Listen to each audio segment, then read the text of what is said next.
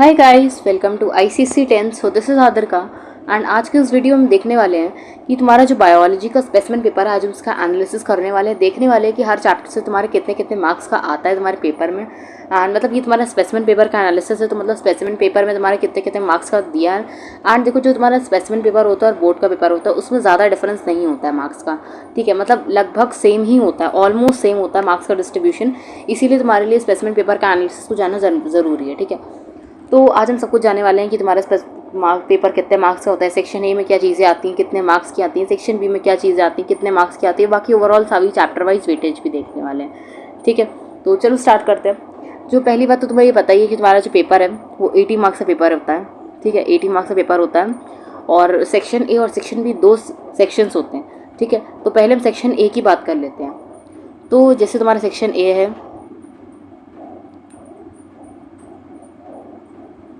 Section A जो कि तुम्हारा कैसा है, कंपलसरी सेक्शन है। ठीक है, ये तुम्हारा क्या कंपलसरी सेक्शन है, इसमें से तुम कोई क्वेश्चन लीव नहीं कर सकते हो, तुम्हें सारे अटेम्प्ट करने हैं। ठीक है, तो इस वाले सेक्शन में क्या क्या चीज़ें आनी है। तो देखो, जो तुम्हारा पहला क्वेश्चन होगा, क्वेश्चन 1 होगा जो तुम्हारा, वो क्या होगा, वो तुम्हारा होगा एमसीक्यूज़ होंगे। ठीक है, एमसीक्यूज़ होंगे और कितने एमसीक्यूज़ होंगे, 15 एमसीक्यूज़ होंगे, यानी 15 मार्क्स के। ठीक है, तो 15 मार्क्स के एमसीक्यूज़ हो जाएंगे तुम्हारे। नेक्स्ट तुम्हारा क्वेश्चन नंबर 2 आएगा, इसी का सेक्शन ए का क्वेश्चन नंबर 2 आएगा, जो कि तुम्हारा होगा नेम द फॉलोइंग। ठीक है, सेंटेंस तुम्हें लिखा होगा और उससे तुम्हें बताना होगा कि ये चीज़ क्या है, नेम द फॉलोइंग।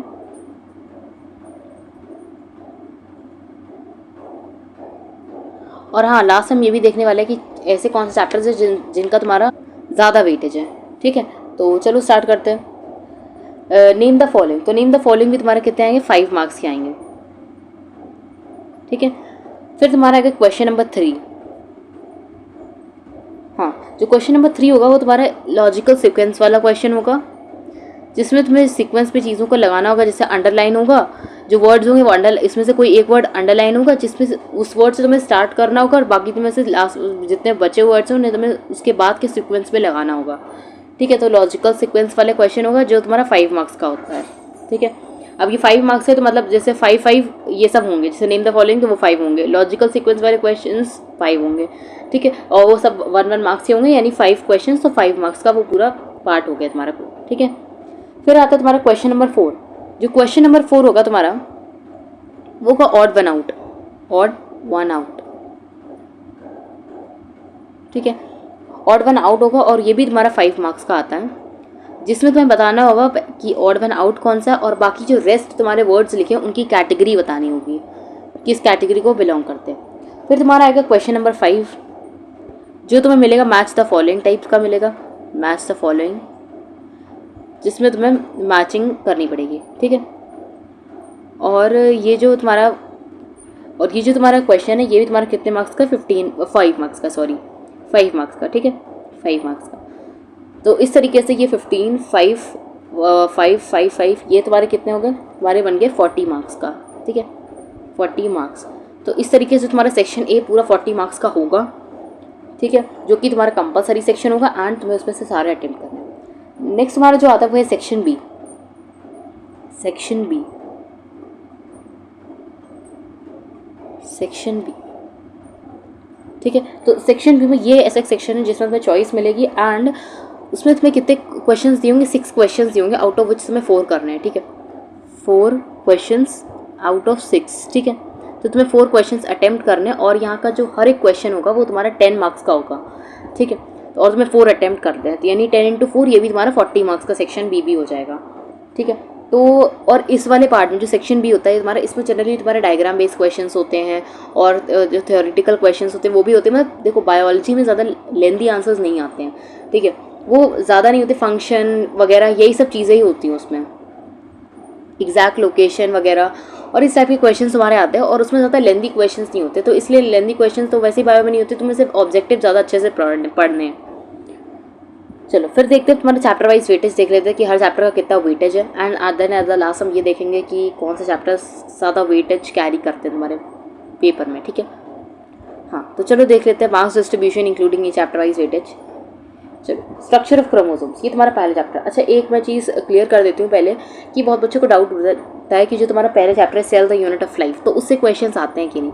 देखो यार, उससे क्वेश्चंस आना बहुत रेयर है, जनरली नहीं आते हैं, बट एक बार तुम उससे पढ़ लो, रीडिंग कर लो, और स्पेशली जो तुम्हारा एक टेबल बना होगा जिसमें सब सारी सेल ऑर्गेनेलीज दी होंगी और उनके फंक्शंस वगैरह दिए होंगे, तो वो एक बार तुम अच्छे से 2-3 बार टेबल अपना पढ़ लेना।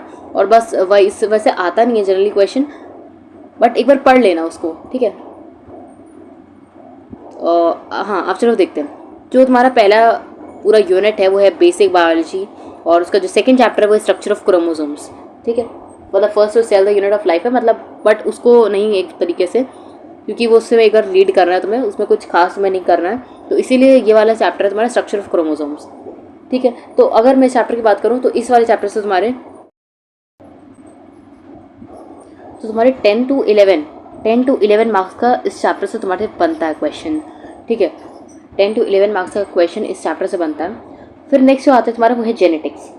जेनेटिक्स का है जो इससे तुम्हारा कम से कम 8 to 9 मार्क्स का इससे भी बनता है, ठीक है। 8 to 9 मार्क्स का इससे बनता है। फिर नेक्स्ट चैप्टर जो आता है तुम्हारा अब्जॉर्प्शन बाय रूट्स। तो इस अगर मैं ये देखो, जो मैं तुम्हें बता रही हूँ मार्क्स डिस्ट्रीब्यूशन, ये स्ट्रिक्टली तुम्हारे स्पेसिमेन पेपर के अकॉर्डिंग ही है, ठीक है। फिर अब्जॉर्प्शन बाय रूट्स, इससे तुम्हारा 4 मार्क्स का कम से कम बनता है, 4 मार्क्स, ठीक है। फिर तुम्हारा आता है ट्रांसपिरेशन। तो ट्रांसपिरेशन से तुम्हारा देखो ये जो चैप्टर हैं ट्रांसपिरेशन, फोटोसिंथेसिस, और ये वाले चैप्टर जो हैं हमारे अब्जॉर्प्शन बाय रूट्स, ये थोड़ा हो सकता है वेरी कर जाए। मतलब जैसे तुम्हारी जो इस बार स्पेसिमेन पेपर है उसमें फोटोसिंथेसिस सबसे ज़्यादा दिया है, ठीक है। स्पेसिमेन पेपर में 13 मार्क्स का जैसे दिया है, 13 मार्क्स कम से कम स्पेसिमेन पेपर में फोटोसिंथेसिस से दिया है। और हो सकता है कि बोर्ड पेपर में वो तुम्हें ट्रांसपिरेशन से ज़्यादा दे दे या अब्जॉर्प्शन बाय रूट से ज़्यादा दे दे, तो हो सकता है थोड़ा प्लांट फिजियोलॉजी में इधर उधर हो जाए। और सेम चीज़ ये तुम्हारी जो एनिमल फिजियोलॉजी है उसके लिए भी यही चीज़ है। ज़रूरी नहीं है कि जैसे तुम्हें एक्सक्रीटरी सिस्टम से ही ज़्यादा दे दिया जाए, हो सकता है तुम्हें कोई और सिस्टम से ज़्यादा दे दिया जाए, ठीक है। तो थोड़ा बहुत हो सकता है वेरी हो जाए। फिर नेक्स्ट जो चैप्टर तुम्हारा आता है वो है ट्रांसपिरेशन। ट्रांसपिरेशन से देखो तुम्हारे पेपर में 1 से 2 मार्क्स का आया है, ज़्यादा नहीं बल्कि 1 मार्क्स का ही आया है। फिर आता है तुम्हारा फोटोसिंथेसिस। फोटोसिंथेसिस तुम्हारा 13 मार्क्स का आया है इस बार, तो फोटोसिंथेसिस इंपॉर्टेंट चैप्टर है ही।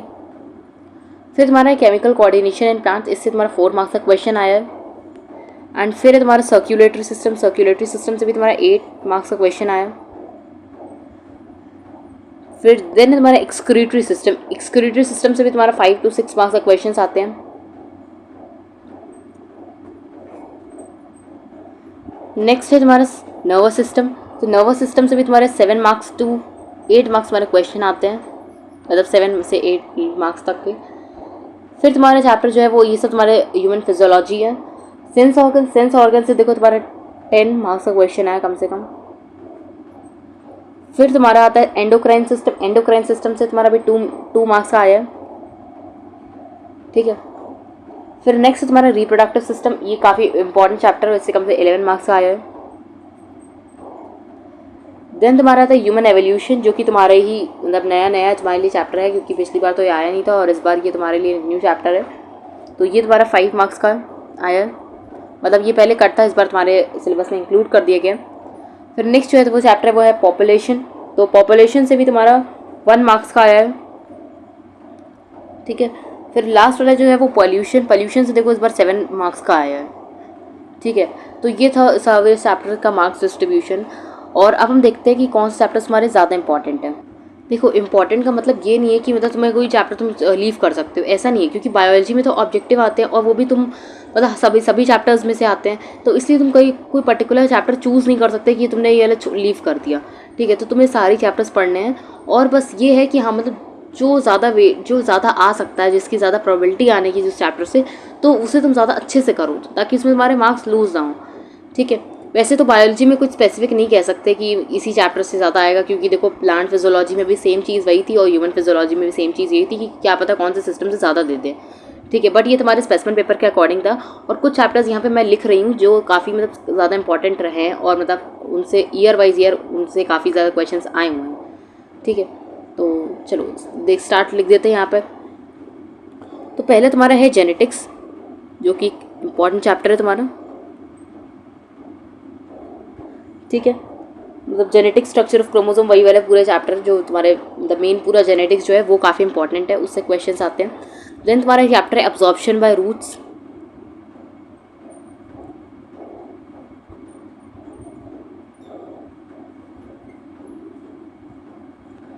देन तुम्हारा चैप्टर सर्क्यूलेटरी सिस्टम,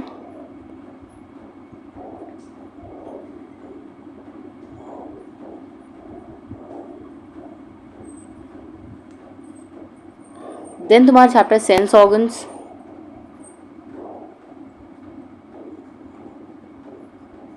उसके बाद जो चैप्टर है वो है तुम्हारा रिप्रोडक्टिव सिस्टम,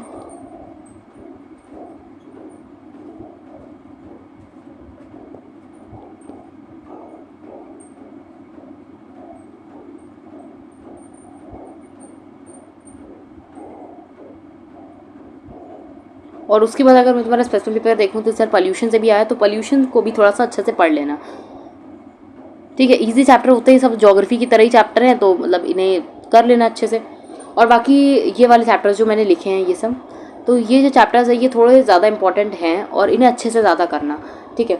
मतलब पढ़ना सब कुछ है, करना भी, लर्न भी सब कुछ करना है, बट जो ज़्यादा चीज़ जो ज़्यादा मार्क्स की आ सकती है उसको ज़्यादा अच्छे से पढ़ना, ताकि उसका कोई क्वेश्चन गलत ना हो, ठीक है। और तुम्हारी बायोलॉजी में तो देखो डायग्राम बेस्ड क्वेश्चन ज़्यादा आते हैं, और इसीलिए अपने बुक के जितने भी डायग्राम्स हैं उन्हें अच्छे से पढ़ना और उन्हें लेबलिंग करना और उनका डायग्राम बनाना, ये सब अच्छे से देख लेना, बिकॉज डायग्राम बनाने को भी आ सकता है और लेबल करने को भी आ सकता है, ठीक है। और उस इनफैक्ट उससे क्वेश्चंस भी आ सकते हैं, ठीक है।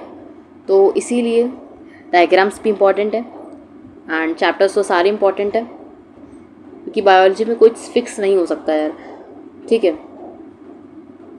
क्योंकि ऑब्जेक्टिव जो होते हैं वो पूरे सिलेबस से आते हैं तुम्हारे। तो आई होप तुम्हें ये वाला वीडियो अच्छा लगा होगा, और अगर तुम्हें थोड़ी सी भी हेल्प हुई हो तो प्लीज़ चैनल को सब्सक्राइब कर देना, लाइक कर देना एंड अपने फ्रेंड्स के साथ शेयर कर देना।